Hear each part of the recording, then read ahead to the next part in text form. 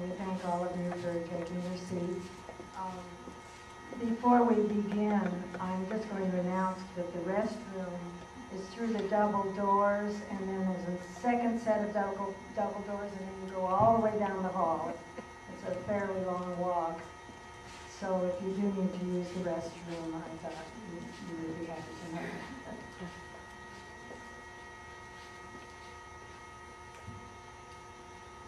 Welcome to the Candidates Forum for State Assembly District 53, the State Senate District 28, and the United States Representative District 36, sponsored by the League of Women Voters of Torrance and the League of Women Voters of the Beach Cities. My name is Janet Nathanson, and I'm going to be your moderator for today. The two sponsoring leagues represent many communities in the South Bay, and we welcome the candidates, we welcome members of the league, and all of those of you who are citizens who are participating or in attendance today. The league is a nonpartisan organization which neither supports nor opposes candidates or political parties.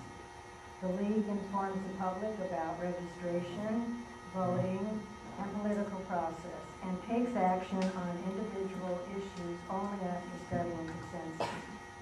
It was founded in 1920, following the campaign to give women the right to vote.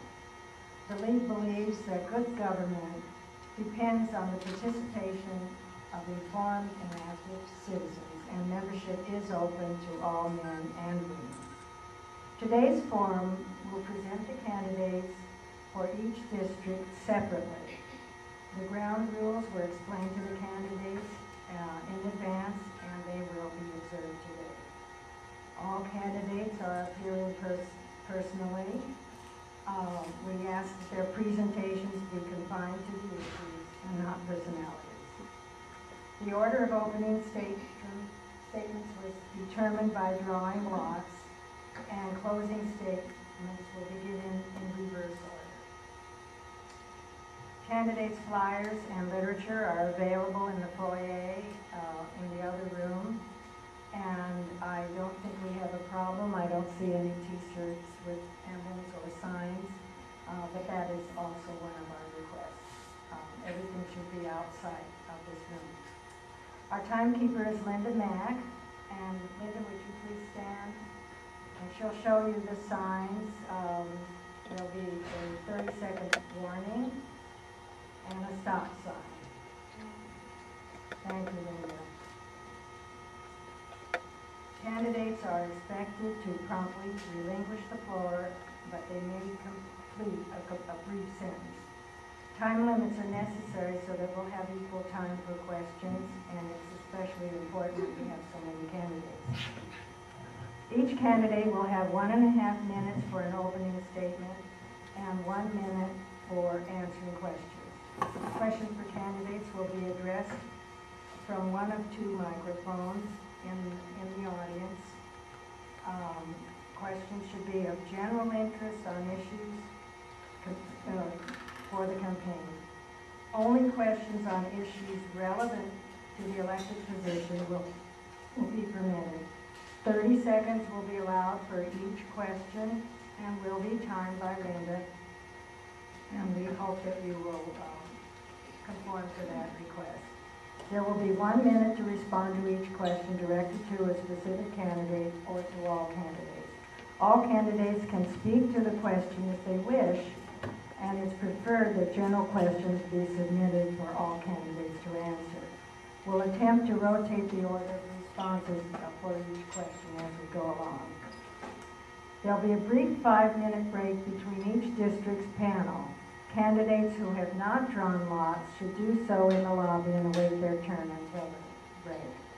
Candidates for each panel will have 1.5 minutes for their closing statement in the reverse order as the opening statements. We expect that the question period will absorb our limited time. If we run short of questions, we might be able to give a little more time for the closing statements. We ask that there be no demonstrations of support or opposition to the candidates, At the end of the forum, you can thank them with your applause. It's now my pleasure to introduce candidates for District 53. Their panel will be from 1:30, it's actually 1:35 now, until 2:10. The candidates are Ted Lieu, Mary Jo Ford, Peter Luke Thottam, and Karl Abrams. And they will each speak in the order determined by drawing lots. So we're going to begin with our first candidate's opening statement, and that's Mary Jo Ford. Thank you. Thank you for hosting this debate. Good afternoon, everybody. I want to thank all of you for attending this and showing your commitment to community and demonstrating your interest in those issues that are important to all of us in the 53rd Assembly District. I became a medical doctor because I believe in service above self. I went to Northwestern University Medical School, followed by a surgical internship and anesthesiology residency at Columbia University Medical Center and a pain medicine fellowship at Cornell Medical Center. I have been taking care of people since graduating from medical school in 1987. I moved to California in 1992, and it has been a true privilege for me and my family to live in the beautiful 53rd Assembly District. California is a great place to live, but since I've arrived, I felt a pinch in my quality of life, and that pinch is getting tighter every year. There's increased traffic, increased development, pollution in our ocean and beaches, and increased spread of infectious diseases and hospital closures. Our quality of life has consistently decreased. As a medical doctor, I have firsthand experience in the spread of infectious diseases in California and the rampant closure of hospitals up and down the state. As a physician, my hands are tied. I'm running for this office so I can untie my hands and become a legislator and begin curing some of the problems that we are faced with. In the last 10 years, 1 of every 6 hospitals in the state has closed, and 84 emergency rooms have closed. And this has occurred in the face of steadily rising population. My own daughter tested positive for tuberculosis within 4 months of moving here. Excuse me. As you're an elected assembly member, I want to take better care of our children and the residents of the 53rd Assembly District. Thank you very much. Ted Lieu will be our next speaker. Good afternoon. Thank you all for attending, and thank you to League of Women Voters for organizing this terrific event. I'd like to thank also my wife Betty, my 2 sons Brenda and Austin, because without their love and support, I would not be in elected office today. It's been my great honor and pleasure to represent my hometown of Torrance, as well as the cities of Manhattan Beach, Redondo Beach, Hermosa Beach, and so many other great communities along the coast up there in Sacramento. And for the past year, I'm very pleased to report that for the first time in 6 years, we balanced our budget on time, we increased local funding to schools, increased local funding to cities, paid down the state's debt by over $2 billion without any tax increases. We did all of this without, again, any tax increases. I also want to note that I'm very pleased to have many friends here in the audience, to be endorsed by many elected officials. I co-authored and authored many pieces of legislation on environment, healthcare, public education, transportation, and public safety. And I'm very proud to represent this district. I'm deeply humbled to be here. And I know that when all of you are asked where you live, and you say it's Torrance, or Manhattan Beach, or Redondo Beach, or Marina Del Rey, you say that with a sense of pride. And my goal is to continue to improve and maintain the high quality of life we have here in this district. Thank you very much. Thank you. Karl Abrams is next. Thank you. I want to thank the League for sponsoring this event. My name is Karl Abrams. I am a college chemistry professor and have been for 25 years. I've seen too many of my students drop out of college because they can't afford the fees. I will strongly support free education from preschool to graduate school. Comprehensive medical care is a basic human right. I pledge to support current legislation which calls for a single-payer, universal health care system for all Californians. Low and middle-income affordable housing is also a human right, while the present lack of housing is an urban crisis. This crisis is due to the disastrous effects of the Ellis Act, which allows big landlords to replace thousands of affordable apartments with unaffordable condos. I've seen the pain of elderly people like Frida Marlin, Lucy Cyan and Maria Colores, who have been evicted by corporate greed after 30 years at Lincoln Place in Venice. Some have had to go all the way to San Bernardino to find housing. I pledge to repeal both the Ellis Act and the Costa-Hawkins Act, which prevents cities from enforcing their own strong rent control. Funding these social issues are, of course, infinitely more important than spending billions of dollars a week on an unjust war in Iraq. Vote Abrams for Assembly. Thank you. Thank you. And we'll now hear from Peter Thottam. Good afternoon. I've spoken to 3,000 residents of the 53rd District over the last 2 months. I quit my job 4 weeks ago because I decided at that point that it was critical for me to take this seriously and run to change things. I've talked to middle-class residents, working-class residents from the South Bay, Torrance, Bonita, all the way up to beach cities, to Venice and Mar Vista. People are getting squeezed. It is really bad out there. I've talked to workers at Kaiser Permanente, Target, McDonald's, local startups, men and women owners. The cost of housing, the cost of health care, the urban transportation, public transportation infrastructure is in crisis. And the reality is, and Karl alluded to this, the Democrats and the Republicans have become increasingly beholden to big money corporate interests. And I'm running as a Green because I care about sustainable growth, about opportunities for everyone, all working class people. The middle class is shrinking. All of you know that. The homeless population, downtown Los Angeles, in Venice and Mar Vista, all the way down to Torrance, has increased dramatically in the last year. I'm an attorney, a corporate attorney. I came here to the United States when I was 4 years old with my parents from Ethiopia in Africa. They had less than $5,000 in savings. And my dad used to always emphasize to me the greatness of this country, the opportunities it provided. I'm running because I care about this country, about the integrity of its political system, and about moving forward so that citizens and residents of the 53rd District stand a chance to do the best they can and to make the best they can possible for their children. Thank you very much. We're now ready to begin the question period. As I mentioned before, the microphones are in each of the 2 aisles, and if you wish to ask a question, you're welcome you to stand behind the microphone, and we'll try to be as fair as possible. There will be a 30-second period of time for the question, and Linda will hold up that 30-second sign so you can see it. We'll start over here. Thank you. Especially for a married to a four. As a doctor, you're taking an oath to help patients.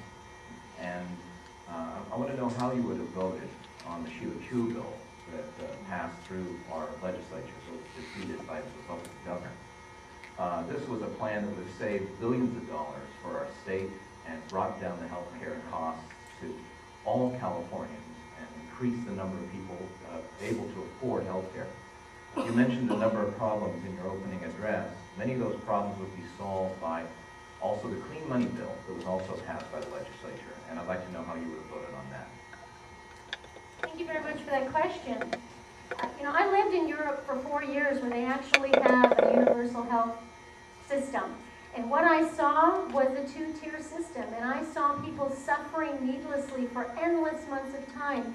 Because if you don't have blatant hemorrhage on the street, they're not going to treat you. They make you wait. I saw many patients with terrible abdominal pain from cholecystitis. I saw patients with painful extremities, and they refused to treat them for 8 to 10 to 12 months. And the thing is that in practice, I believe in providing superb, accessible care to everyone, because as a nation, we do deserve to be treated with great medical care. But the problem is this one universal system doesn't work in action, because those with money end up obtaining a different level of care, and they bypass everyone else in line who's suffering needlessly. I believe in free market enterprise, and I believe that that is the engine that will drive quality care to be delivered to all Americans who deserve that care. Mr. Lieu, do you wish to comment? Sure. I'm proud to be a co-author of universal health care in California, and I voted for that bill. Proud to co-author the Clean Money Bill in the state legislature, and I voted for that bill as well. Let me tell you why we need to fix our healthcare system. We have over 7 million uninsured in California, and to me, that's just not acceptable. Universal health care would have fixed that. Unfortunately, it was vetoed. I'm a proud supporter of that bill. I'll continue to be a proud supporter, as well as the Clean Money Bill. Okay. At this point in the history of America, I don't think we have a choice but to adopt single-payer universal health care. I think the 7 million people that are not insured, they have more than just a weight that Mary Jo mentioned. These people have more than a weight. They are uninsured and they are suffering. And I too have spoken to people from Europe, from Canada, and these people laud the system. These people go on to say it's the most horrific thing. How can Americans get away with not having that? And we must start here in California. Here in California, we have an opportunity to make sure that everyone is insured and everyone has a quality of life that reduces stress, makes people healthy, and gives them what is their basic human right. I will work hard to make sure that this is a reality. Any other excuse for not giving this kind of insurance to people is a kind of a dead dinosaur, a thing of the past. We will look back on this time and wonder how did we ever survive without it. Mr. Thottam. Managed care was largely a California invention, especially during the early 1990s. When I worked for a while on the East Coast, I did some healthcare consulting work with hospitals and preferred provider organizations up and down the state, Bay Area, down to Los Angeles. It's an experiment, unfortunately, that has failed.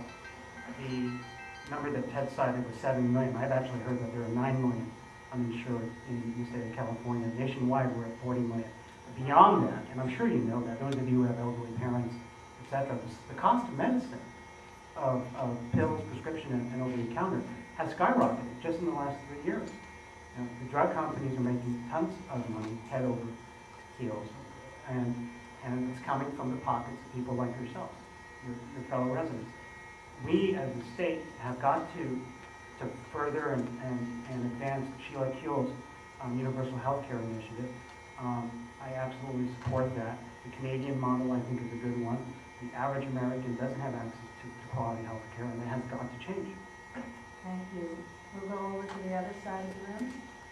I consider myself an environmentalist, and I'd like to know what Senator Lieu would do to help protect our environment and what he has done. All right, we'll start with the second. Thank you for that question.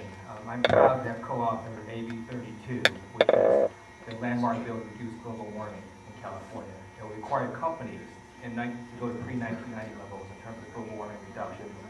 I also have co-authored numerous bills in protecting air and water quality. I supported the Children's Breathing Acts bill that was going to increase fines on polluters.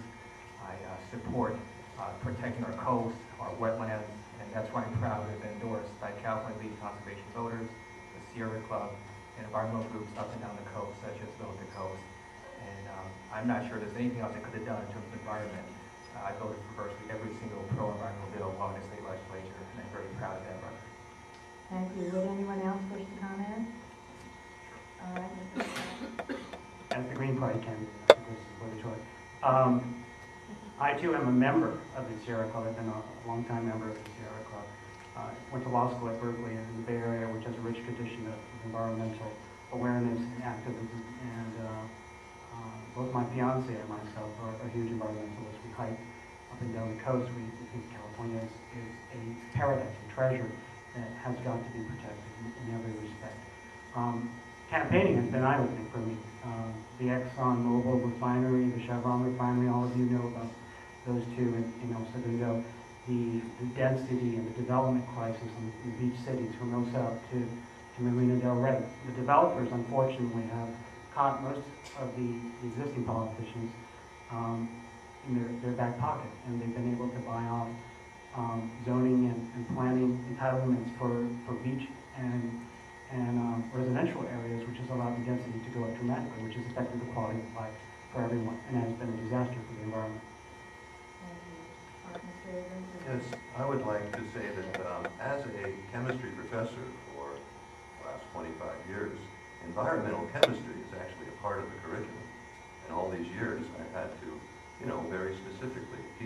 students what happens when certain concerns of, say, big industry are left unchecked.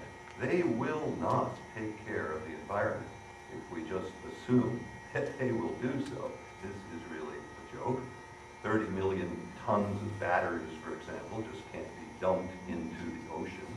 We have to, of course, reduce congestion in coastal areas, that will help, and convert to solar power on all new construction. We also have to abide by the Kyoto Treaty, and we have to put strong curbs on big industry to make sure that they too understand the importance of an environment to be clean, not just for the next few years, but forever. Thank you. Thank you, Ms. Bush. Okay, thank you. I too am a lifetime member of the Sierra Club, and I have contributed widely to the Nature Conservancy. I have 3 children. I want to protect this beautiful state for future generations. It is important.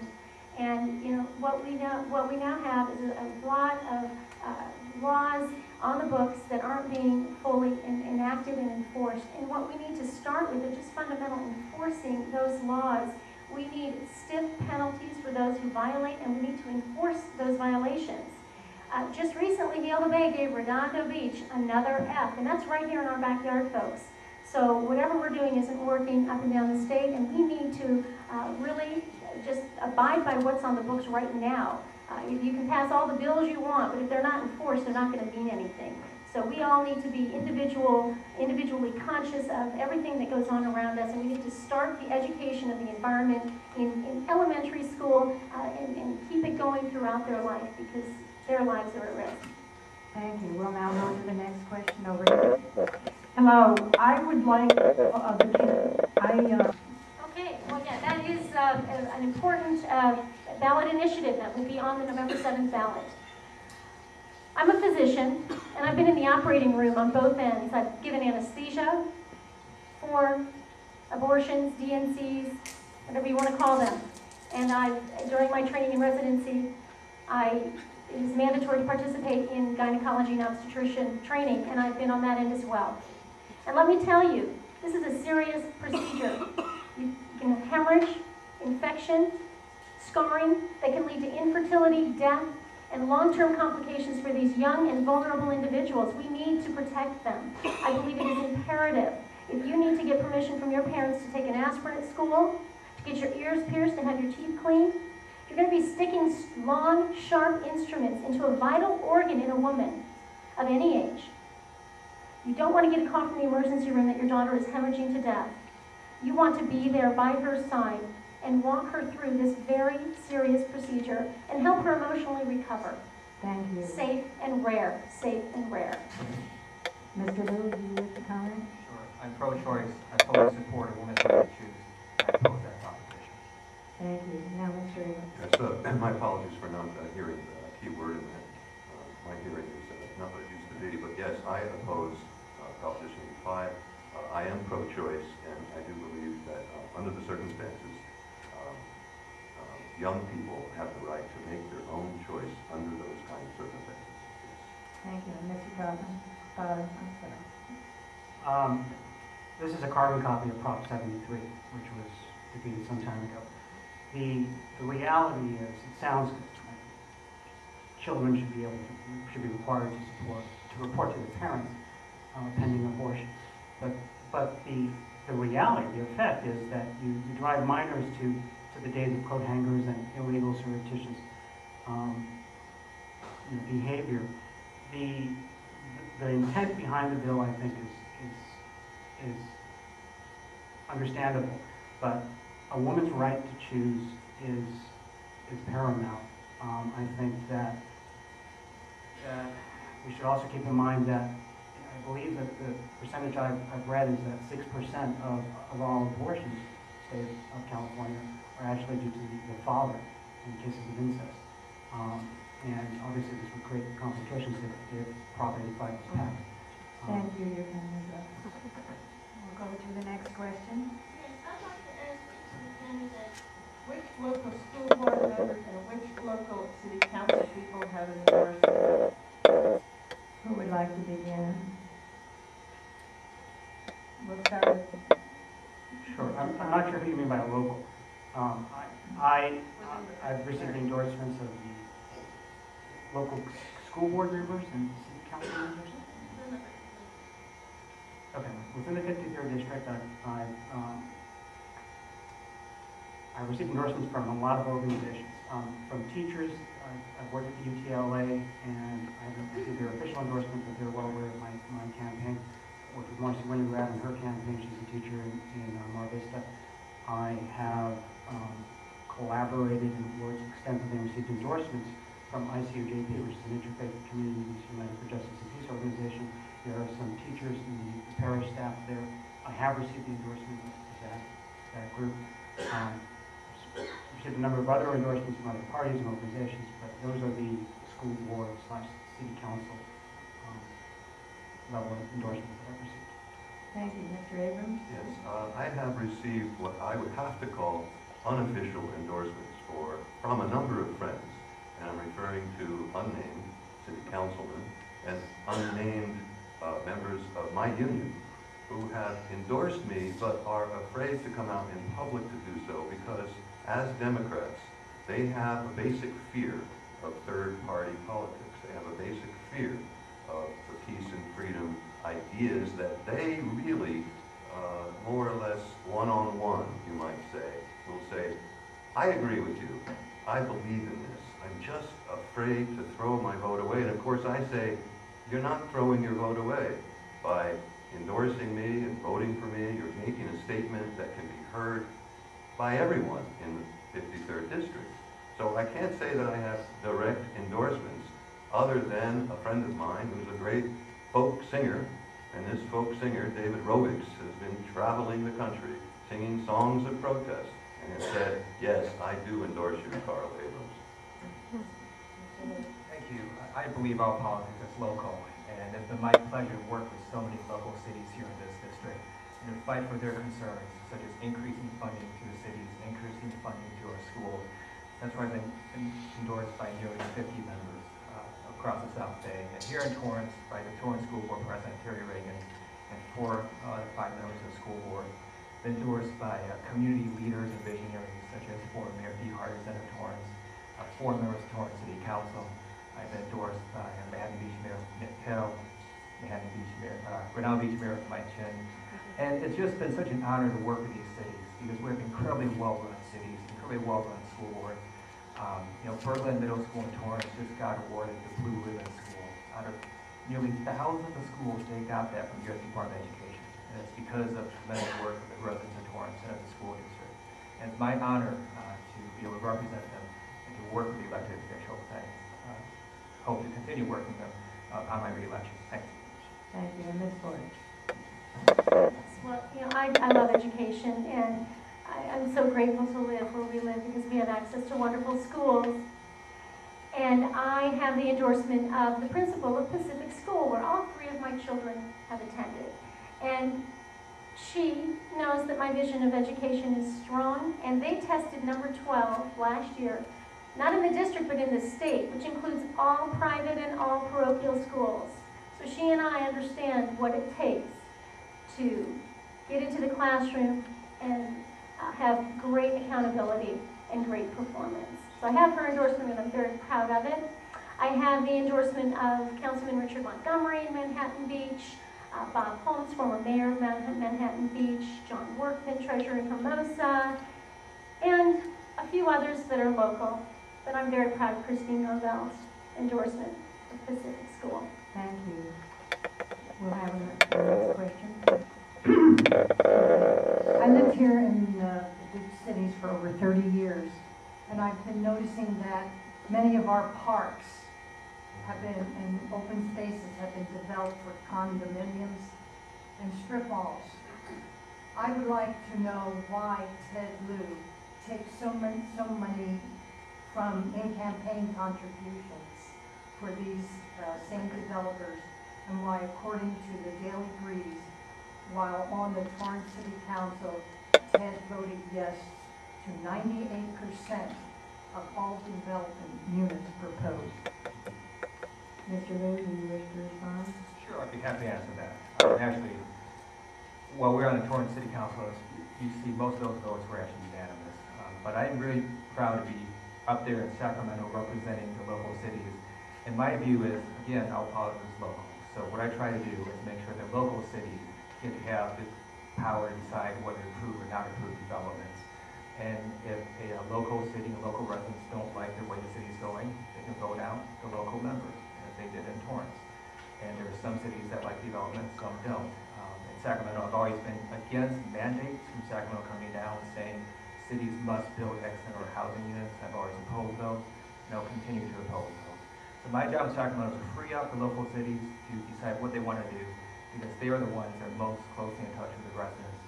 And I have a good track record of that. I have a very public voting record of always supporting local cities, and in terms of endorsements, the California League of Cities has endorsed me in part because I stood up against mandates from Sacramento, and I'll continue to do that. Thank you. Would anyone else wish to comment on that? Yes, thank you.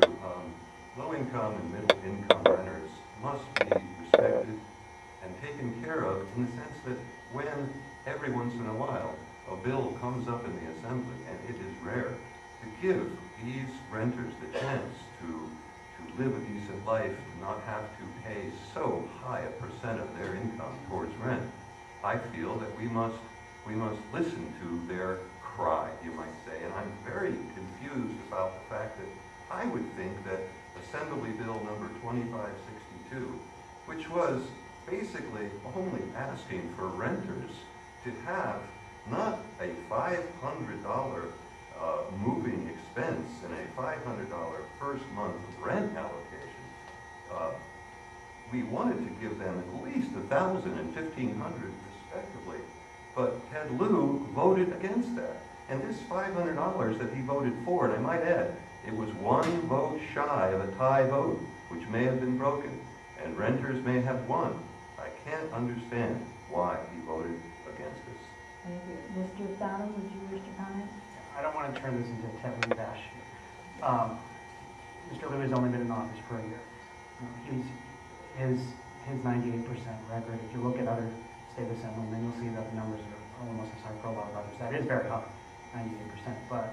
But at the same time, there's a general problem. As a green and as an environmentalist and as an attorney, corporate and real estate attorney, I can tell you that your politicians are in the back pockets of developers like Steve Soperall, the Playa project, Del Vista, all the big cities, Manhattan, Hermosa. They're in serious threat because the developers are using the eminent domain decision by the Supreme Court last year to take public land and park land and beach land, etc., and use it to reap profits. That's what's going on here, and that's going to ramp up because the real estate costs have been the cost per square foot is so huge. The profits are enormous, and they're making huge contributions. If you go to votesmart.com, pull Ted's individual donors, you'll see real estate donors, developers, and you'll see military contractors. I've got to stop that. My last comment.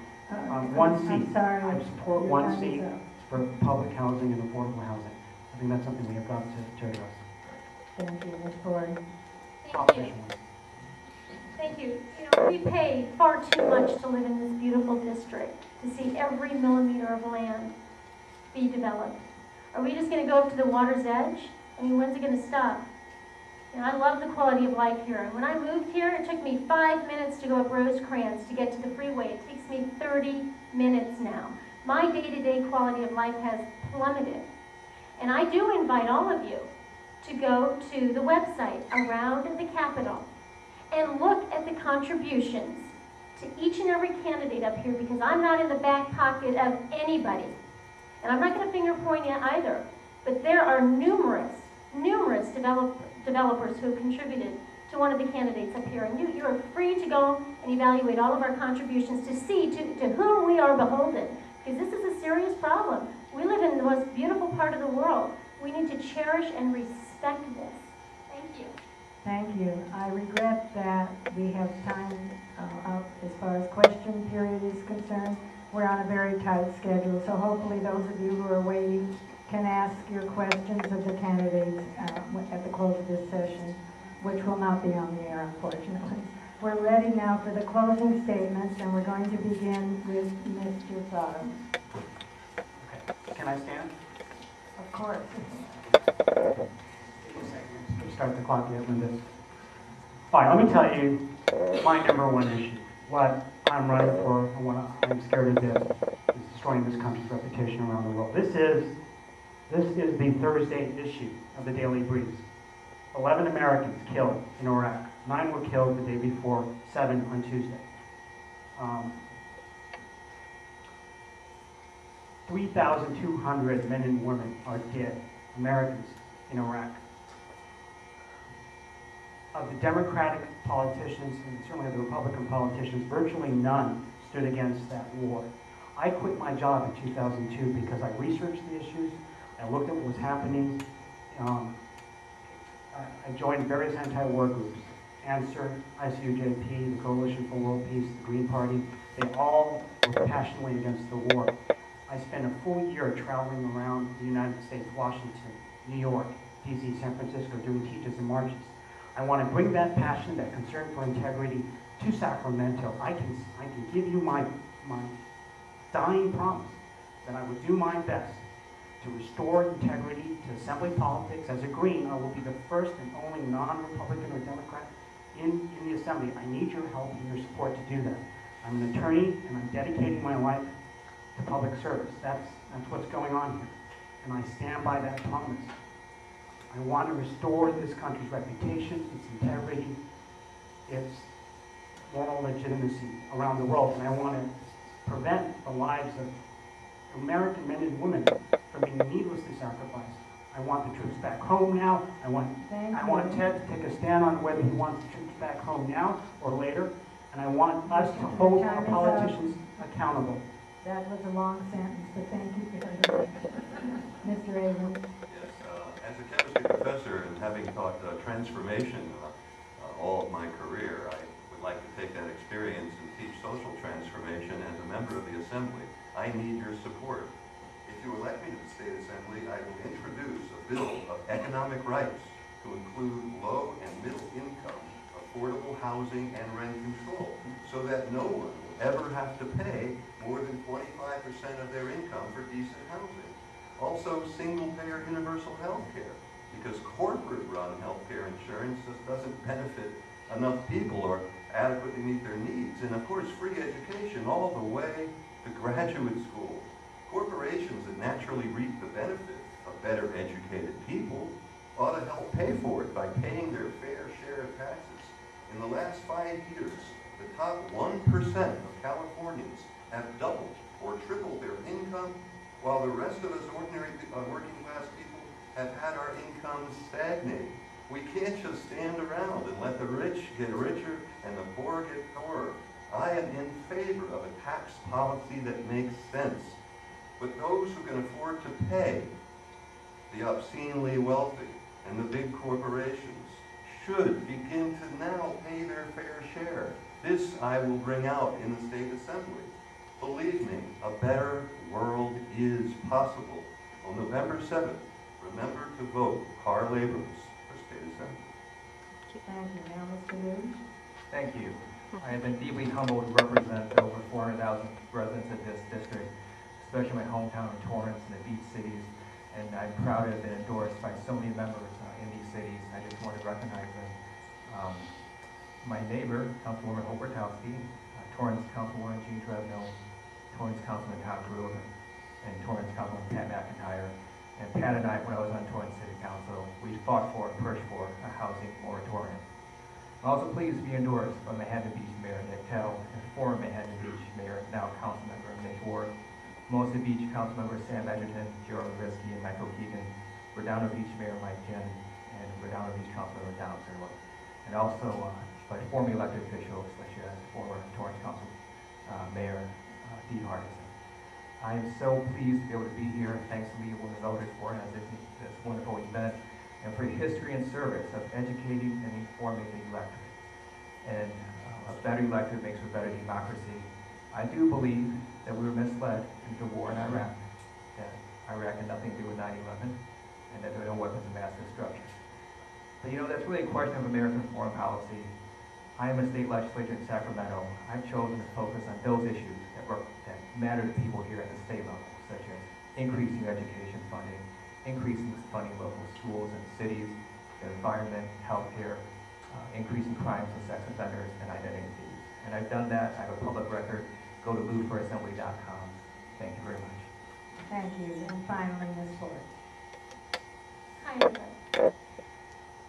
Thank you all for coming. Thank you to the League for sponsoring this, because I do believe that each and every piece of information that you can gather is critical in this very important election coming up on November 7th. So please vote. My 20-year experience as a medical doctor and as a mother raising 3 children has given me the passion to want to do more in this community, from Venice down to Lieu.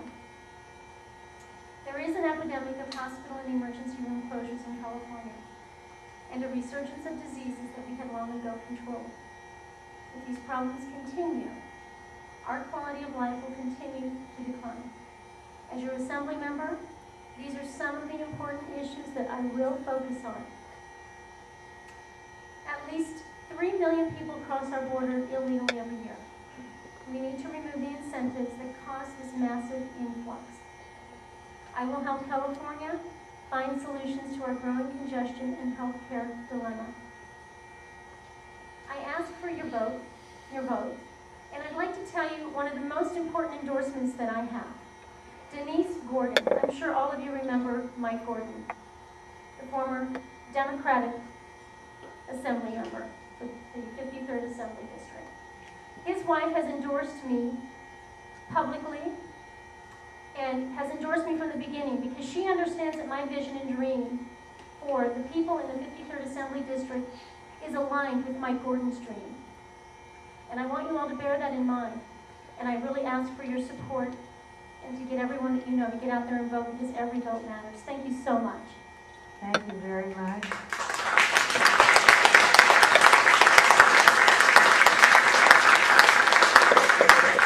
I would like to thank the audience for your kind attention and for holding your applause.